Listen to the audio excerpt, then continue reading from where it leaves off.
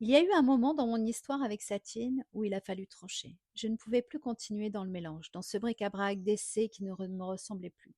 Les ateliers de Satine, c'était une étape, une expérimentation. Mais ça ressemblait à une maison trop encombrée, où on accumule les objets, les essais, les brouillons, et où on finit par être étouffé. Alors j'ai décidé de garder seulement l'essentiel. Un mot, un nom, Satine. C'était comme une mue, comme si j'avais enlevé une vieille peau pour révéler ce qui était déjà là depuis longtemps. C'est là que la vie m'a tendu une nouvelle porte. Une amie gémologue qui travaille toujours dans la haute joaillerie et la haute horlogerie, m'a proposé de l'accompagner en Inde, à Jaipur. Jaipur, ce n'est pas seulement une ville, c'est une capitale. La capitale mondiale de la taille de pierre. Depuis des siècles, les ateliers de Jaipur font naître des rubis, des saphirs, des émeraudes, qui voyagent ensuite jusqu'aux plus grandes maisons de joaillerie. Au début, j'ai hésité. C'était loin, c'était coûteux et surtout, je n'étais pas sûre d'avoir ma place dans cet univers-là. Mais en même temps, quelque chose en moi me disait: vas-y, si tu refuses, tu le regretteras. Alors j'ai dit oui. Je me souviendrai toute ma vie de ce premier contact avec la ville, la chaleur écrasante qui t'enveloppe dès que tu sors de l'aéroport, le vacarme des tuk-tuk, des klaxons, ce chaos organisé où tout le monde se frôle sans jamais se heurter. Le couloir, les couleurs, partout, des saris flamboyants, des guirlandes d'épices, des devantures peintes en rose, la couleur emblématique de Jaipur, la Pink City. Et derrière ce tumulte, des portes fermées, celles des ateliers, des lieux presque secrets, sans enseigne criarde, des simples escaliers sombres, une porte en bois et derrière le trésor. La première fois que j'ai franchi la porte d'un atelier, j'ai eu la sensation d'entrer dans un sanctuaire. L'air sentait la poussière de pierre et le métal chauffé. Il faisait sombre, juste éclairé par des petites lampes posées devant chaque artisan. Ils étaient assis par terre, concentrés, les yeux rivés sur des pierres minuscules qu'ils tenaient entre leurs doigts. Leurs gestes étaient précis, millimétrés. Chaque facette taillée n'était pas un geste mécanique, mais une décision, une façon de révéler la lumière enfermée dans la matière.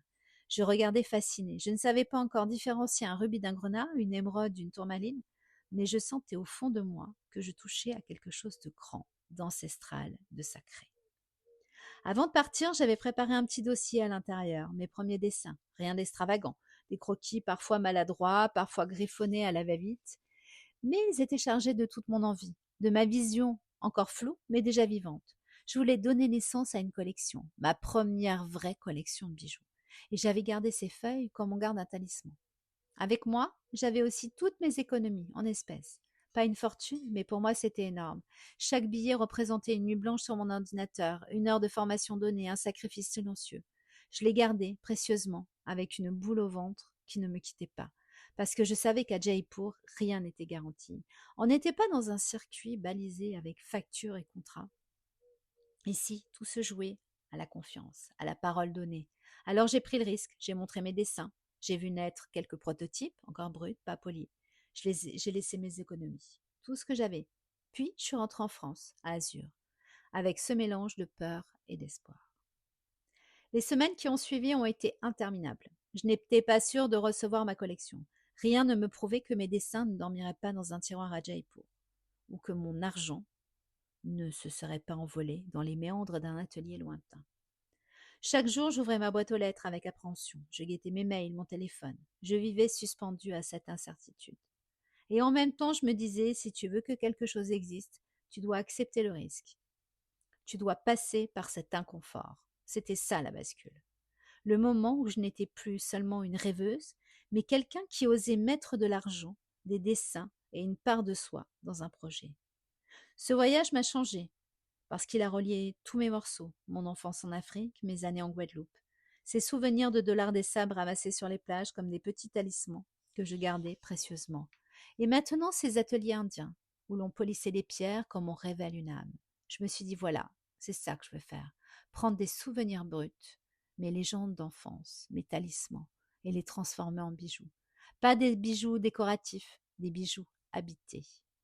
Quand je suis rentrée en France, je n'avais plus de doute. Je savais ce que je voulais. Je voulais travailler l'argent 925, le vermeil 18 carats 5 microns, parce que je voulais une dorure qui dure, l'argent rodié pour la brillance et la tenue. Je voulais commencer avec des pierres fines, puis aller vers des pierres précieuses.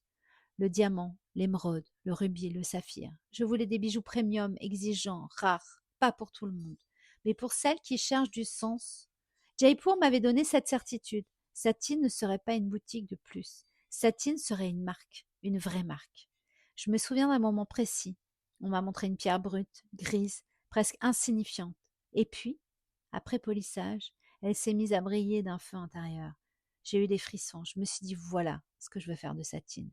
Prendre une idée brute, un souvenir, une légende et en révéler la lumière. C'était ça ma mission.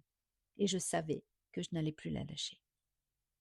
Quand je regarde en arrière, je sais que ce voyage était nécessaire. Sans lui, je serais peut-être restée dans mes bricolages, mes essais, mes doutes. Mais à Jaipur, j'ai planté une graine. Cette graine, c'était une évidence. Satine ne serait pas un hobby. Satine serait une marque de bijoux. Une marque premium, rare, confidentielle. Un pont entre mes souvenirs d'enfance et mon regard de femme adulte. Un héritage. J'ai compris que Satine serait une marque, pas une option. Une évidence.